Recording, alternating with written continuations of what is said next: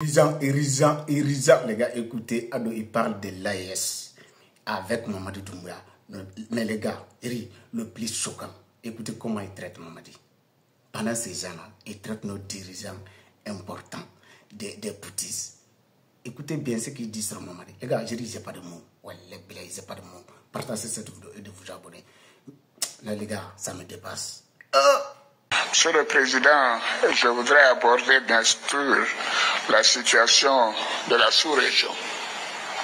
Nous avons aussi échangé sur cette situation préoccupante dans notre sous-région, notamment la situation sécuritaire, politique et humanitaire dans les pays du Sahel et les menaces que ceci pose pour les pays côtiers. Nous avons décidé de continuer d'apporter une assistance pour permettre aux pays du Sahel de faire face aux besoins humanitaires et sécuritaires, et parce que nous sommes tous concernés par ces situations difficiles.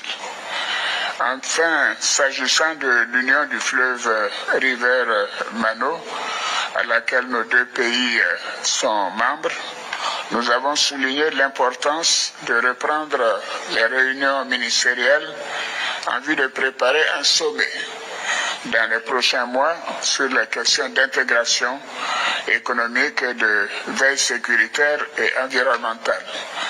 Je pense que si les pays concernés arrivaient à développer le commerce et les échanges entre eux, cela serait un premier noyau d'intégration utile.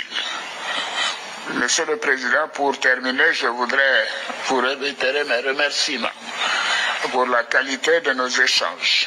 Je forme des vœux pour le bon déroulement du processus engagé en Guinée et vous réaffirme la disponibilité de la Côte d'Ivoire à œuvrer au renforcement des relations historiques d'amitié, de fraternité et de coopération entre nos deux pays.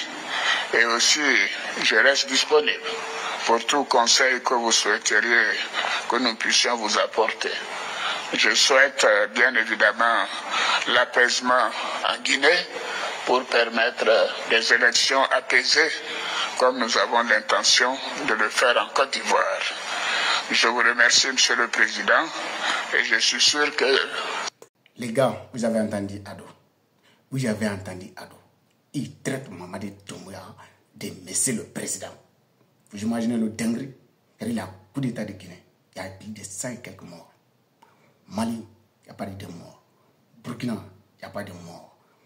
Niger, il n'y a pas de morts. Mais il traite ces dirigeants-là de poutistes.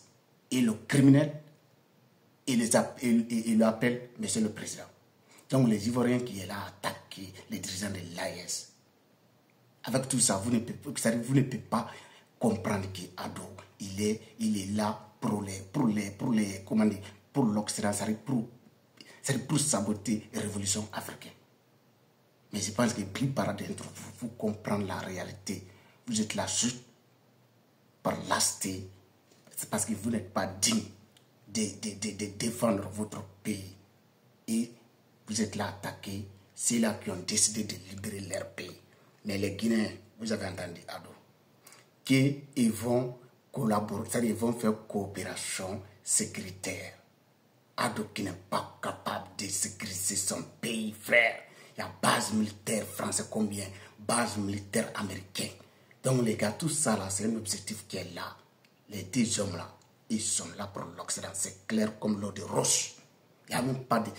Famille, je dis, le monsieur Malcolm Langlais, qui est venu en Côte d'Ivoire pour ouvrir une nouvelle base militaire américaine en Côte d'Ivoire. Le même personne, il était en Guinée, il était avec le ministre des Affaires étrangères guinéen pour pouvoir envoyer 3600 soldats américains en Guinée. Donc c'est l'objectif qui est là. On m'a dit c'est un pion de l'Occident. Déjà, avec ça là, c'est clair pour tout le monde, les gars. Abonnez-vous et partagez cette vidéo. Vous voyez, Abdou, ces gens-là, ils parlent de démocratie. Comment toi, tu peux...